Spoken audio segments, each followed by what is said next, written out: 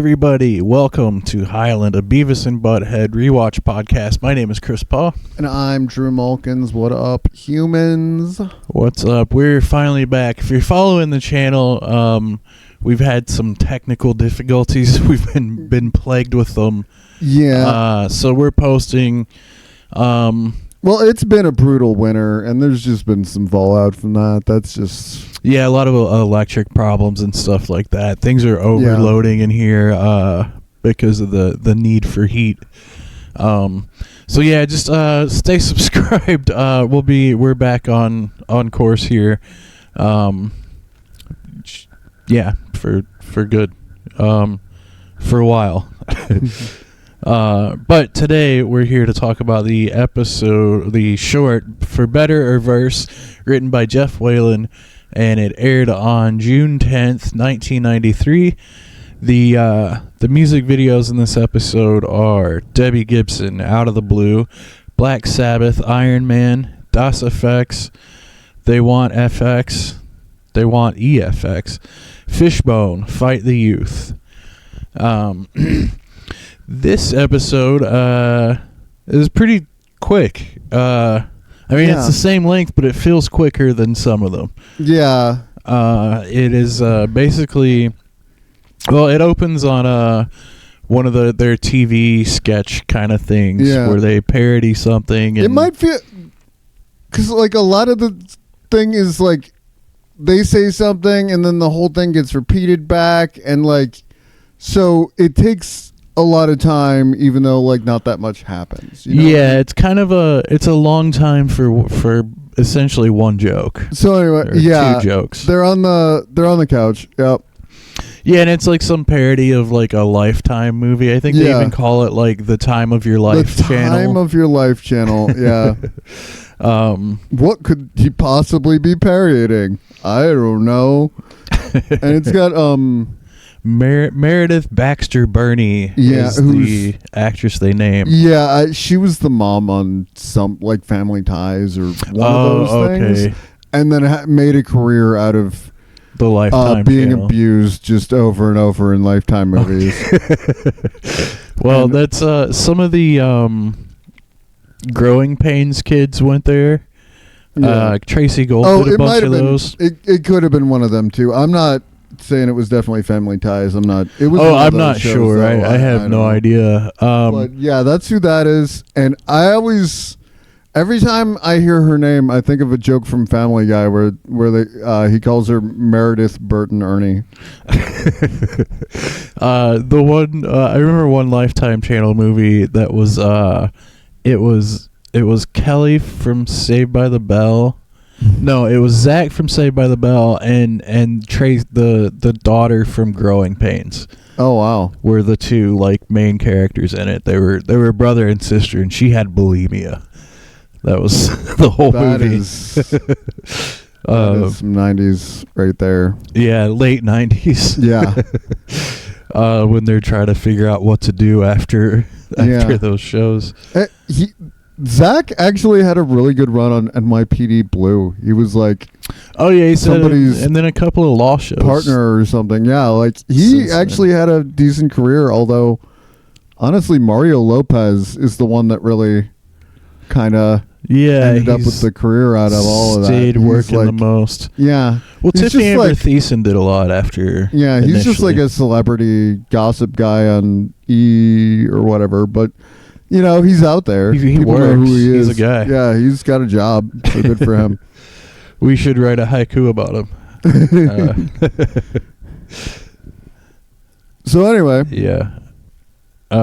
AC Slater only has 4 syllables, so I'm already lost. That makes it difficult, yes. Yeah, this episode is essentially about Mr. Van Driesen explaining haiku to them not getting it, then accidentally getting it, and Van Driesen saying they did a great job. Yeah, and I think suggesting to the guidance counselor that they go to college for poetry. This is maybe just showing how low the bar for Beavis and Butt-Head is. At this point, they've completed an assignment here. Yeah. I mean, we'll get into that in a second. At the beginning of the scene, before Van Driesen starts talking, I want to talk about this because it's a little controversial. This got taken out. Oh, right, yeah. And this still isn't on Paramount Plus. The version that's on Paramount Plus doesn't have this scene. It just weirdly has the fallout from it, which makes it feel kind of funny when you watch it on Paramount Plus. But the scene opens with Beavis has a lighter and Butt-Head has a can of some an spray. aerosol spray. Yeah, some hairspray. Don't try this at home, 40-year-old men that are watching this. Yeah, it's an aerosol spray. You spray it in a lighter, it makes a giant fireball. It's a thing most people know about. Anyway, they do that and they get it going, and Beavis's whole head sets on fire, and he's smoldering for the rest of the story, and it's funny to watch it on Paramount Plus because he's just like that, and there's no reason for him to be smoldering like that, but he just is. Can I tell you something? I had a period myself in my teen years where I loved nothing more than spraying hairspray and a lighter and just lighting shit up. I was in Boy Scouts. Yeah. I would also just spray it on watch it burn off, just to burn it off of the sink in the bathroom. But anyway, it's one of those scenes when the season 3 premiere happened and there was all the fire controversy. This is one of the scenes that just got cut out, and it's still not in the Paramount Plus version. And that's kind of so an weird. I wonder if that's just they cut it out of some master copy that they had. Yeah, I feel like Paramount showed them taking the condoms with drugs in them, swallowing those. I don't think they're worried about it. I think it's just this is the copy that they ended up with, and they're yeah, whatever, throw it on. Yeah. Well, that's a whole can of worms. Paramount and the ownership and all this stuff. Yeah, that's going on right now. We don't need to cover that though. This isn't a show about the real world. This is about an imaginary place called Highland, Texas. I wrote down the haiku because the joke is, the setup is that Van Driesen's teaching them how haiku works. Yeah. And Butt-Head accidentally understands it in a way, but he counts the ha-has as syllables. So with Van Driesen prompting him, this is the haiku. That was cool when we killed that frog. It won't croak again. Yeah, that's interesting that he actually nailed the last line. He had enough time to think about it and actually do what he was supposed to in the last line. I think it was still a total accident. Yeah, probably. But and I feel like that's maybe a frog baseball reference too. Yeah. It sure is. Which is interesting because Van Driesen mentioned what you did yesterday. So if you look at it that way, did they do that yesterday? Is everything out of order? Or did they just do that all the time? Maybe they just do that all the time. That would make more sense. But yeah, frog baseball reference and setting Beavis on fire. This is one of those kind of episodes, but only a little bit.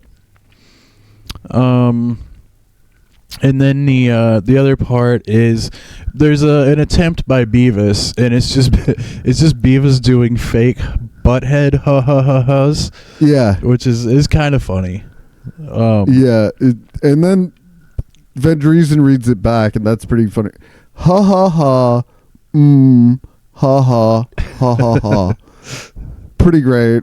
But yeah, they both get an A for their assignment, and they do a da da da da da da da da. Yeah, they do one of those celebration things. thing. Weird to see them excited to get a good grade. Yeah. 'Cause you typically don't think they really care, but it fits the. Yeah, but it's puts still a like little a good button thing on that it. happened. They're like, yeah. Yeah. We nailed it. And then he sends them to the guidance counselor. Yeah. Who starts trying to talk to them. Well, he recommends a liberal arts college for poetry. Yeah. And then he tries to talk to Beavis and Butt-Head about Huxley's Brave New World. Yeah, I love that they barely passed this assignment, but they passed the assignment, so that means that's going to be their career forever. I in think Van Driesen's mind. It's also a little roast on liberal arts degrees, Yeah. I think. Yeah, that's true too. As they're zoning out, the guidance counselor says something about the emotions of stupid people, or he says, yeah, I forget exactly what he says, but he says something about, he says that you guys are in the bottom percentile or something like that, and then he starts talking about Brave New World, like the science fiction book. Yeah, I think they're talking about video games or Zoltan. Yeah, they're completely disassociated from whatever the guidance counselor Yeah, is saying. Beavis was talking about the defenders of. He says Datron City, but I was just talking about defenders of Dynatron City, which I think this is a reference to that, which is this really weird 90s thing that kind of almost happened, where George Lucas was trying to make his own Teenage Mutant Ninja Turtles happen. And it's these weird superheroes. There's a sentient hammer and a guy who has a bullet for a head. He can shoot his head as a bullet. That's his superpower.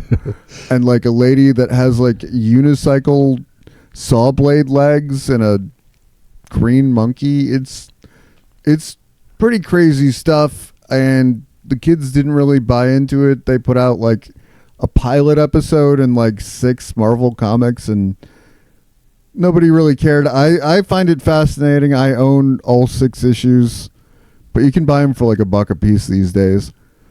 Anyway, a little flop from George Lucas. Yeah, little flop from George Lucas. Well, I mean, it's not piece of history. It's weird because he was a producer on Howard the Duck. I mean, it's not like he didn't have any failures. Yeah. It's weird that maybe he didn't technically own rights for Star Wars at that point or something.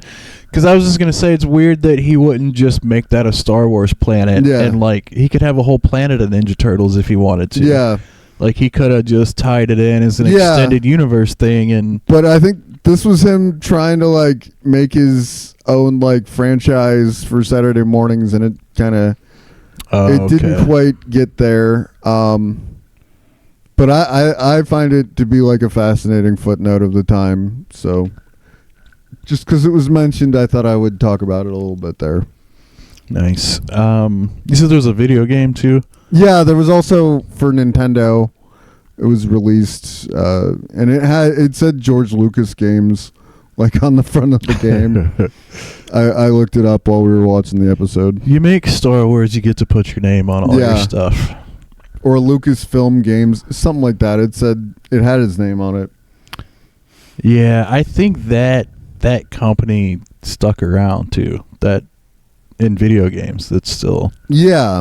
Oh yeah. Just because you have one thing that didn't work doesn't mean you don't have other things that are more successful. Sure. Let's see.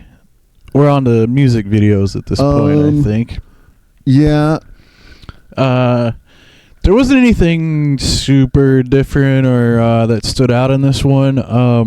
Yeah. There's a funny when they're watching the Black Sabbath video. Yeah. Iron Man. Is it the first time we've actually seen them do this to the actual song? Yes. Yeah. I think that is a first, because that's always a thing where it's sometimes they're doing Iron Maiden or